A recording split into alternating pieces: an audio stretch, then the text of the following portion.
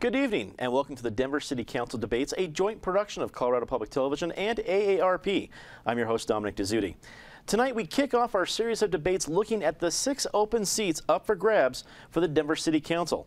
We begin our coverage with a debate featuring the candidates from Southwest Denver's District 2. Joining us for the next 30 minutes are Fran Coleman, Kevin Flynn, John Kidd, Jean Labuda, and Danny Lopez. Everyone, thank you very much for joining us. We appreciate it.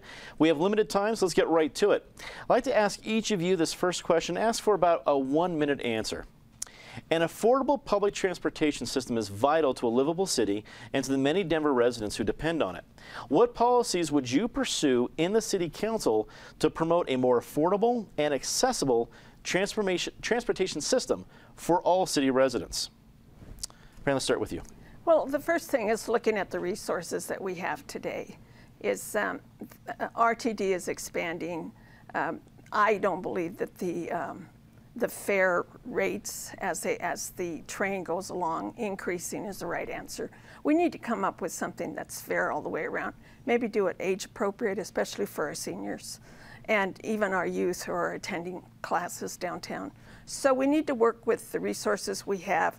We need to figure out whether we can use vans and smaller buses to bring people from communities down to the light rail. We are the furthest point away from DIA, and we still don't have an answer, even though we're building a link over to DIA. I think those things are all doable. Part of it is working with the RTD board as well as the City Council, as well as the legislature, and figuring out, are there some grants out there that we can start maybe utilizing where we can make it easier for people with fares and still use that money. Okay. Kevin.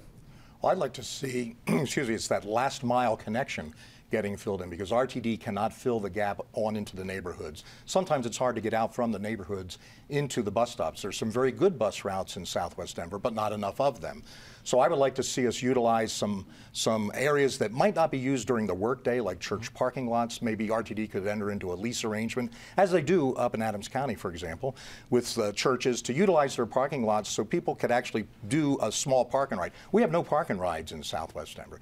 The other thing is RTD is doing a fare study right now, and they are flattening the light rail fares, but they're raising the local bus fares from $225 to $260. And there's a number of people very upset about that proposal, and they're commenting to RTD right now.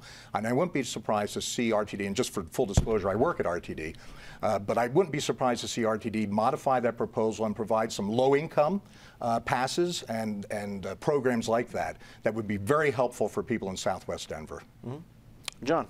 Yeah, I think transportation is essential to our city being, moving forward and keeping on the track we're on right now. It's a very growing city, a very profitable city for businesses coming to us and bringing their best and brightest from all over the world. So with that, we need to work with, I think, with businesses, also with different organizations to be able to make transportation affordable from the suburbs and make it more convenient for people to utilize. One of the big concerns right now is that, as Kevin mentioned, as far as having access to the park and rides, having those park and rides in areas where people can connect to the hubs, to connect to the transportation system, and not spend twice as much time getting on public transportation as it would just to drive downtown. So we do need to connect that last mile, as it's called, people coming from the suburbs to get to public transportation, be able to utilize it, and then also work with businesses to incentivize the use of public transportation. Jean, your answer when it comes to looking at public transportation. Okay, let me first say that when I first moved here, I lived on South Raleigh Street, and there was an RTD bus that would stop right in front of my house to pick me up to take me downtown to work. And I loved it, and I presumed that that was the way it was for everybody. Lo and behold, I moved over near Fort Logan Cemetery, and I can drive the 3 miles to the nearest park and ride in about 3 minutes. That's at the Inglewood City Station. But if I take the bus there, it would take me probably about 45 minutes. I'd have to walk a 1/4 mile to catch a bus to connect another bus. And there are constituents way down in Grant Ranch who were even worse off. So we do need to find something, and it may be connecting with people who have vacant lots so we can get park and rides, but we need to get the buses down there. And it bothers me sometimes when I've seen RTD cut off service, for instance, when they were thinking of really curtailing service to near where the blind people were located, because that was one of the ways that the blind school got their people on the bus learning to hear about public transportation. And it was several years ago I read that RTD was saying we don't have enough ridership on that route, so we're going to close it. And we need to figure out a way to continue providing bus service to people who want it, even if the buses don't fill up all the time, because a lot of the people don't have any other transportation. And Danny, wrap it up for us. Well, you know, I think we've got a great system here in Denver, a good bus system, a good light rail system. We need to keep on track with that.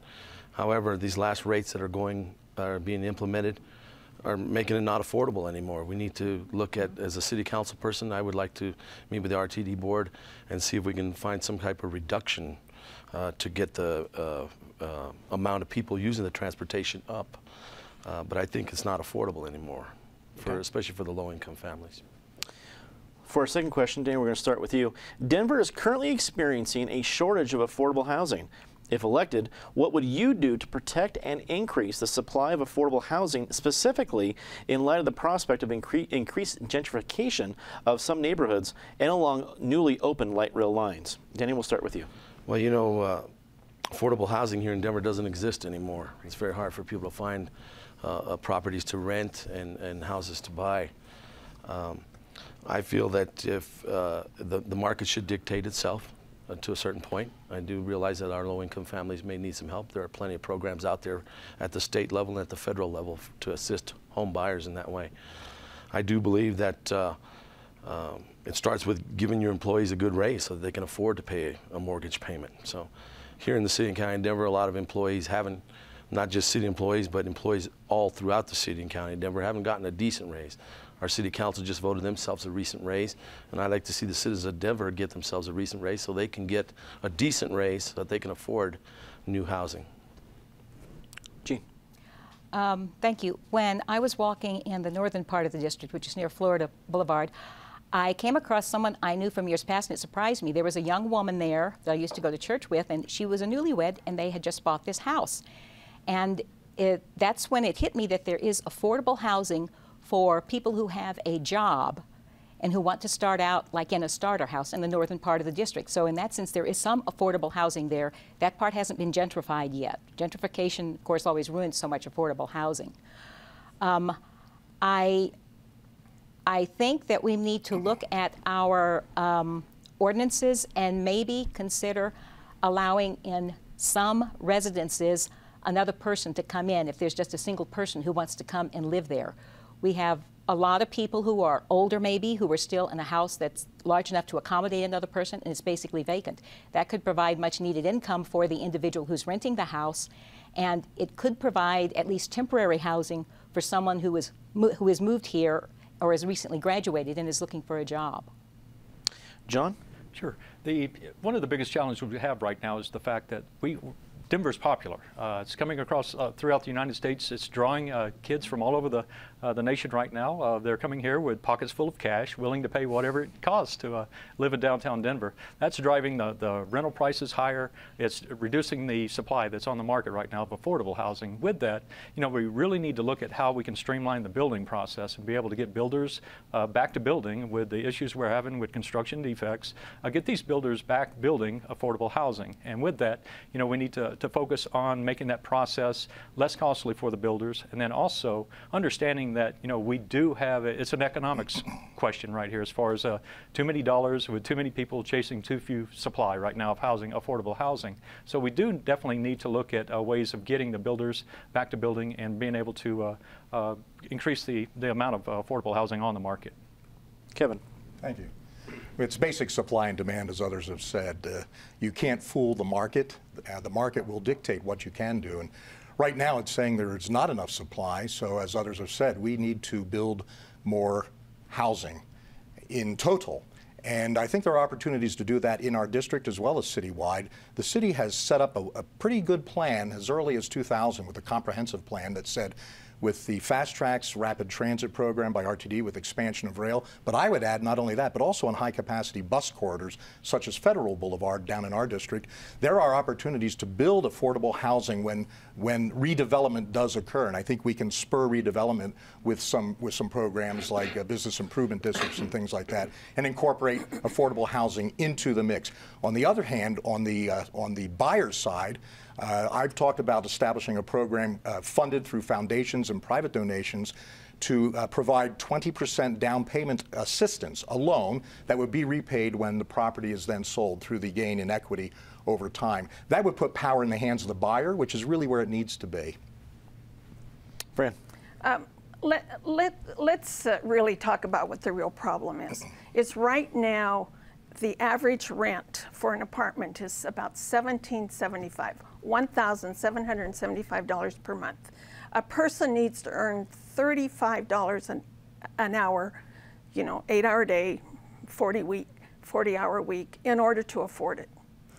I don't know who all those pocketfuls of cash are, because that isn't what I'm hearing in Southwest Denver. Affordable housing has become unattainable. And yes, there are some pockets where there are some homes that are available. But one of the things I really worry about is our youth as well as our seniors. Many of our seniors want to downsize, but by the time they're ready to downsize, they don't have any equity because either they've gone into a reverse mortgage or, and their spouse dies and then they have to move out, or they just plain have run out because of illness. So we got to figure out how to make it more affordable. One of the things that's happening with construction defects is all of that building that you see right now, developers are building, but they're building apartments because they want to get out of the construction defects problem. And the way Denver's ordinance is, it allows developers to opt out as opposed to building more affordable housing. That has to be turned around. It needs to be a win-win on both sides. Yes, developers need to make money, but at the same side, people who buy a home and it's their largest purchase, they need to have recourse if there is a construction defect. We got to turn that around. There is legislation right now in the legislature that is being debated as to, especially in condo situations where people, get together and actually decide to sue. So the thing needs to be turned around on both sides. If I could add to that, the City of Denver does have a program to refund, in part, property taxes of low-income seniors or disabled. And as council, we need to make sure that that's fully funded to allow seniors to be able to stay in their homes, seniors and disabled. Can I add one more thing? Sure. With the housing and urban development, there are several programs that Denver really, if we could combine all those funds coming from these block grants into one consolidated fund, I think we could really focus on addressing the issue of developing affordable housing and utilize that block grant in total to build complexes just of affordable housing units with that. Okay. Let's move on to our next question. We want to thank the Denver Commission on Aging for submitting this next one. What do you believe is the greatest barrier to older adults being able to age with dignity in their community? John, we're mixing up the order, so we're going to start with you on this one. Okay. Yeah, I think it's very important that and my walks through the district, meeting with several people at the front doors and seniors in general, talking about their concerns. One of those concerns being the upkeep of their homes and concern of having to leave their home because of, one, they can't shovel the snow anymore off their sidewalk or either mow the lawn anymore. Those are concerns also with the fact that just the cost of owning a home ownership in Denver, it goes up every year, unfortunately. And with that, seniors and those with special needs on fixed incomes are definitely getting hit every time we see a tax increase, every time we see some form of cost increase for them. And that's where really as council members, that's where we can be the greatest service to our senior community by making sure we hold taxes where we can and ultimately hold the line. The city's doing really well right now financially. It wasn't that way 5 years ago. We saw a major housing bust. It hit our district really hard. And with that, the seniors that were managing to hold on to their homes, we need to work with them, make sure that they can be able to take advantage of the Senior Homestead Exemption Act and then also be able to afford the taxes that come their way through property and sales tax in general. Jean, what's your answer to what you believe is the greatest barrier to our older adults being able to age with dignity? I think part of the answer is when we look at the number of individuals who live alone in their houses and maybe they don't have any extended family anywhere. I think of my in-laws who live in Florida who've been living with my sister-in-law who have now found a nursing home type situation that they can fit into because family was there to help take care of them. And we have to look at the resources that are available. Are there neighbors to help mow the lawn and shovel the snow? Are there neighbors to help go get the groceries, or neighbors to help call the grocery store to deliver them, since grocery stores deliver now? It's a difficult situation because a lot of people don't want to leave their house. They've been in it so long, even though they cannot afford it. And for that, we probably need to increase the availability of advice givers and counseling that's there. It's a tough situation, especially when there's nobody else around to help care for the senior. When there is family members, we should be contacting those family members or very close friends to see what kind of arrangements can be made. Danny. Senior citizens are our most cherished group of citizens here in the city and county of Denver. I'm a senior citizen myself now. But I do cherish it, Danny. Yeah, thank you, Regina. I'd like to say, I think there's a generation bridge. We need to bridge a generation gap. The biggest problem that we have with the senior citizens is that the younger generation doesn't recognize how important they are to us, the value that they give to our society and to our community. And we need to bridge that generation gap, some kind of program where we maybe could help. The city and county of Denver does have programs out there for senior citizens to help them get their sidewalks shoveled and repairs made to their houses that they need. Those programs need to stay in effect and continue on. But we also need a program to bring the younger generation into helping the senior citizens to try and bridge that generation gap. Okay. Fran. The biggest thing about aging community is keeping their dignity, as well as their safety, as well as their health. And I agree that we should have programs that bridge age groups. One of the things that we don't do well is communicate on what's available. In our district, there's been a real desert as far as services for seniors. As an ex-council person, I plan to turn that around. I mean, we have Southwest Recreation Center, we have Harvey Park, and we have several churches that are active, like Notre Dame, the Brentwood Methodist Church, as well as the Episcopal Church on South Lowell. All of those are churches that are working together. And it's a matter of getting the two together because some things don't need to be reinvented. The other thing is making parks more accessible for our seniors, adding more picnic tables, adding benches where they can just come and sit down and enjoy themselves. I found out just recently that the Loretta Heights or Dartmouth Heights Park has no bathrooms. And, you know, I'm a senior citizen too. I need to go to the bathroom, you know, about maybe every 2 hours or so. And so I imagine that others have the same issue as I do. And so, you know, you have a picnic and something, there should be amenities. And that's one of the things I noticed with our parks. While we have nice parks, we don't have enough things that attract people. And we really need to make sure that we're listening, and we're also providing jobs or activities or volunteerism that gives our seniors dignity, and I plan to do that. Kevin, wrap it up for us as we talk about seniors. Basically, it comes down to mobility. Mobility is what allows seniors to live with dignity. That's a quality of life issue. Let me talk just about one or two. On Iowa Avenue, in the middle of our city, between Irving and Federal, there are no sidewalks. And I know a constituent there who relies on a motorized wheelchair. When it rains or when it snows and there's ice, can't get out to the bus stop on Federal. You can't live in dignity if you're housebound. So you know, that's number one. Number two is there's a woman that I talk about frequently down on Sanderson Gulch, which we need to clean up and resume mowing. She's lived there 40 years and raised her family. Now, since we stopped mowing it in the recession, we're letting it grow native. There's nothing native in the city. There's toxic and invasive weeds in there. She's been to the Denver General or Denver Health, I still call it Denver General, emergency room 3 times already because of allergic reaction to these noxious weeds. She shouldn't have to go through that. She wants to stay in her house. Well, as we're getting to the end of our program, we're not to closing statements yet, but I wanted to veer from just of our longer form questions and ask some of our short answer questions. This is maybe not quite a yes or no, but keeping the answers very short and just kind of in general about the issues hitting Denver. Fran, we'll start with you. Should the city of Denver revisit the sales tax charged to recreational marijuana? I think that the city should always revisit any ability to make any kind of revenue. One of the things that I'm really concerned... We'll keep it short. Go ahead. Yeah. One of the things I'm concerned about for both Colorado and Denver is we're heavily reliant on sales tax. And, you know, and when there's a recession, guess what? It suffers. Mm-hmm. I say no, it hasn't been long enough. Let's leave it in place. I know that the industry would like to lower it. I'm not ready to do that yet. I want to see it play out. Okay. John. I definitely think we need to take a look at getting more audits of the sales tax right now, because that's one of the concerns. We don't have enough auditors to really be effective enough to know if it is effective at the current rate. Jean? I would look at increasing the sales tax if I knew where the current money is going and where the new money would go. And every program that we have like that, I mean, I was on the Finance Committee in the State House for 8 years, and I know I have some fiscal expertise. I'm going to look closely at the budget, the city's budget, to see where's the money coming from and where's it going? And are these effective programs we have, or are they not?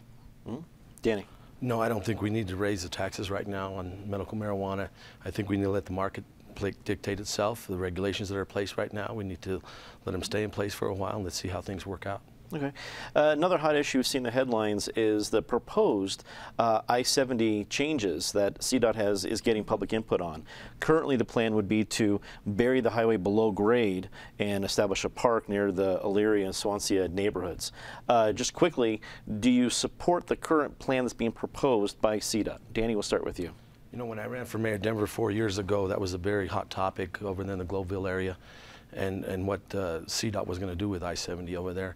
I like the current project that they have, where they're going to have parks over there, and an underground, a low-level I-70 would be good in that area. I'd like that idea. Jean. Thank you. I've recently learned that the neighbors are in favor of this plan. The first one after about 8 or 9 plans have been put forth. And I've seen it with the rerouting. I think it is at 46th Street. The school there will have direct access to a great park. I'm in favor of the plan. John? I'll just wrap it up with a quote. Trying to cure traffic congestion with more capacity is like trying to cure obesity by loosening your belt. So I think we need to look at other options as far as rerouting that I-70 corridor north of the city. Kevin. I want to look at some options. The original bypass plan did not use 270 and 76. It went up 270 just to the old Rock Island Railroad alignment, and it was a much shorter rerouting. I want to know what the people in Swansea and Elyria actually want, and I also want to talk to the people in West Denver, because when you widen I-70 East, it's a shotgun aimed at West Denver, at the west side as well. So we need to think through the implications of it. But I'm not ready to commit on either one right now. I want to see more data. Fran. I am looking at it on both sides. I frankly, right now, if I had to vote on it, I'd vote against it. My biggest concern is what it's going to do to the Swansea School. Yes, it's been said that the community's in favor of it, but it's not true. The issue is the leading questions that were asked by CDOT and the researchers is, well, would you like your children to be safe? Would you like the school to be moved? It was those kind of leading questions. And when people have change about moving their children or whatever, of course they're going to answer, no, we don't want our school moved. So of course they're going to bury the highway. The school's going to be on top. And I have not been convinced that the fumes and all of that have been mitigated. I frankly will look at rerouting. I'm still looking at it. And also adding a bunch of lanes is just, I don't think that that's the way. We're trying to do more multimodal, more getting out of our cars, and I don't think this promotes it.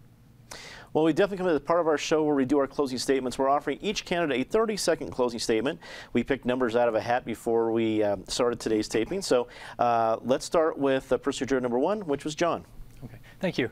Thank you, Channel 12, for allowing me to be here today, and also for the opportunity to speak to the voters here in Council District 2.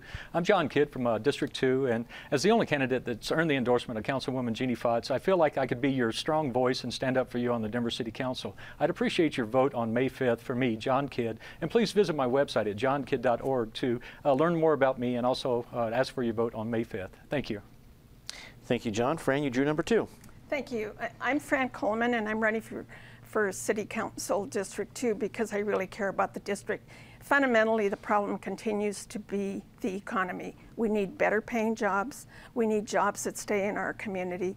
I've always been a person that has worked together with people, no matter what their party affiliation is. And that's the way we're going to get things done. In the past, my decisions and my working together has helped the economy. Please vote for Fran Coleman on May 5th, Cinco de Mayo. And Jean, you drew 3rd. You're up next. Thank you very much, and I too want to thank Channel 12 and the other sponsors of this program in allowing us to be here. And I want to be the next Denver City Councilwoman for District 2 because I care about the people. I have demonstrated that, I think, for my years in the State House, and there are things I want to do to help the people. And I want to help the students too, because one thing that we see is this obesity crisis. I will work with Denver Public Schools and with the Parks and Recreation Department to see if we can't get some sort of programs together to get physical education activity for all of our kids every day. They don't have it. And there are similar programs I intend to work on for the seniors. And I'm Jean Labuda. I would appreciate your vote very much. Thank you. Danny, June number 4, you're next. My name is Danny Lopez, and I want to be your next city councilman. I wanted to be your city councilman since 2003 when I first ran for this office. I also I wanted so badly to be a representative of the people that I also ran for mayor of Denver in 2007 and in 2011, just to give the voters an alternative choice out there. My campaign is a little bit different from everybody else. I'm an average citizen. I'm a construction worker. I'm an insider. I work for Public Works, so I know inside how our city government works and how to get things done within our community. And I feel that, you know, if you want a city councilman that's endorsed by the previous city councilman and handed the seat to them, you have your candidate over there. If you want your candidate to come from a state representative, a former state representative, you have two very fine candidates right here. You have candidate Kevin there. He's a research specialist and very well at relating to the public. That was his job at the Rocky Mountain News. My campaign is different. I'm just an average citizen, and I want to be your next city councilman. Identify with me. Realize that I have my heart into this, and vote for who you identify with. Wrap up. And please, I cherish your vote. Vote for Dan Lopez on May 5th. Kevin, the floor is yours. Thank you. My name is Kevin Flynn. My platform at flynnforcouncil.com consists of 3 major elements. Increased public safety, which is why I'm endorsed by former Police Chief Ari Zavaras.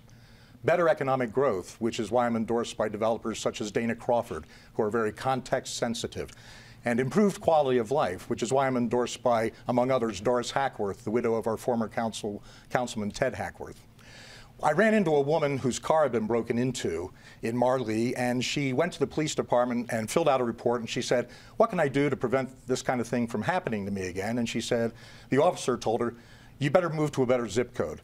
Well, you know what? In Southwest Denver, we don't move to better zip codes. We make our zip codes better. Vote Kevin Flynn for City Council. Thank you. Thank you, everybody. That is all the time we have for a look at the Denver City Council race in District 2. I'd like to thank all of our candidates for joining us: Fran Coleman, Kevin Flynn, John Kidd, Jean Labuda, and Danny Lopez. Be sure to tune in next Friday at 7 p.m. as we take a look at the candidates running in the crowded race for the 7th District. Up next, our look at Districts 4 and 6. For everyone here at Colorado Public Television and AARP, I'm Dominic Dezzutti. Thanks very much for watching.